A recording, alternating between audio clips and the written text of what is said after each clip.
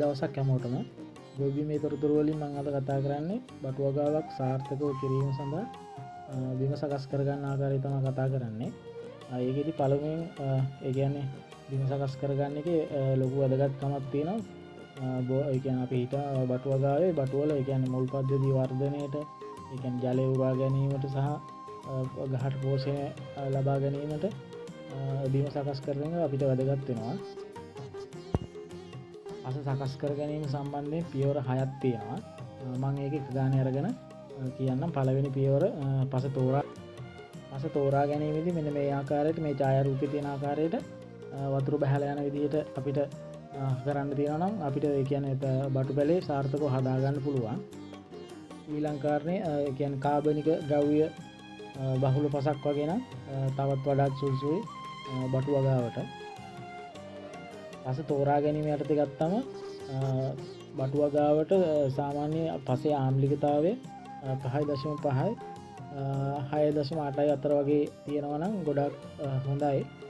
මේ සාම්පල්ලයක් තියෙන මේකේ pH අගය 6.2ක් තියෙනවා. මේ වගේ තියෙනවා නම් වඩාත් සුදුසුයි බටු වගාවට. දෙවෙනි පියවර තමයි බිම පිරිසිදු කිරීම. බිම පිරිසිදු කිරීම යටතේ කියන්නේ කලින් කරලා තියෙන භෝග ඒව සම්පූර්ණයෙන් ඉවත් කළා මෙන්න මේ ඡායාරූපේ තියෙන ආකාරයට අපිට සුද්ධ කරලා හදා ගන්න පුළුවන් නම් දිලීර වලින් ගොඩක් ලෙඩ රෝග වලින් අපිට වගාව බේර ගන්න පුළුවන්. තුන්වන පියවර භූමිය පෙරලීම. භූමිය පෙරලීම යටතේ ගත්තාම සාමාන්‍ය අඟල් 8ක් 12ක් අතරද ගැඹුරට මේ ට්‍රැක්ටරයෙන් හරි කපනවා නම් කපා ගන්න ඕන. ඇටියෙන් පෙරලා ගන්න ඕන. මොකද ඒ තියෙන භෝග වල සමහර ඒවා වගේ යට වුණාට යට වෙලා ඒ කියන්නේ කුණු වෙලා යන තනකොළ එහෙම නැත්තම් ඒ තියෙන දිලීර අපි හිටවන භෝගෙට හැදෙන්න පුළුවන්. හතරවන පියවර කාබනික පොහොර යෙදීම.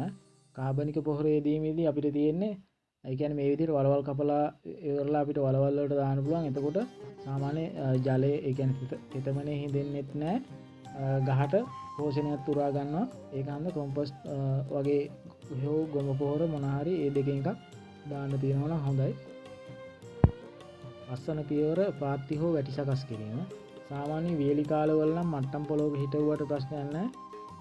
භෝගයට කිසි හානියක් වෙන්නේ නැහැ. වැසි කාලවලදී හිටවනවා සාමාන්‍ය අඟල් 6ක් 9ක් උස වගේ වැටි දාලා එහෙම හිටවන්න තියෙනවා නම් මුල් කුණු වෙන එක ඒ කියන්නේ නැත්තම් මුල කුණු වෙනවා. ඒ කියන්නේ තෙතමනේ වැඩි වුණාම ඒකෙන් අපිට බේර ගන්න පුළුවන් වගාව. 6 වන පියවර පසේ විස බීජ හරණය. ඒකෙදි ඔයාලට කරන්න පුළුවන් සාමාන්‍ය ට්‍රැක්ටරෙන් පෙරලලා අපි පාත්ති දාලා ඒ කියන්නේ ඒක වහලා තියන්න ඕන සති 2ක් 4ක් ඇතුළ ඒ කියන්නේ ඒ වගේ කාලයක තදින් ආවරණය කරලා තිබ්බනම් ඒ කියන්නේ සූර්ය තාපය මගින් ඒකේ තියෙන දිලීර විනාශ කරනවා. සාමාන්‍ය රසායනික පොහොර මේ ඒ කියන්නේ මේ ඡායාරූපේ තියෙනවා. රසායනික පොහොර දානවා නම් අනිවාර්යෙන් දවස් 5කටවත් කලින් දාන්න ඕන. රසායනික පොහොර සාමාන්‍ය මඩ පොහොර වගේ තමයි ඉතින් දාන්නේ. ඒ මඩ පොහොර එක භාවිතා කරලා කිසි ප්‍රශ්නයක් වෙන්නේ නැහැ. ගොවිබිමේ තොරතුරු වෙතින් අද මම ඔයාලට ගෙනාවේ බටු වගාවක බිම සකස් කරන ආකාරය ගැන. මේ වගේ වැදගත් වීඩියෝ ඉස්සරහට බලන්න. ලයික් එකක් දාගෙන කමෙන්ට් එකක් දාගෙන යන්න. හැමෝටම එනවා. ජය වේවා.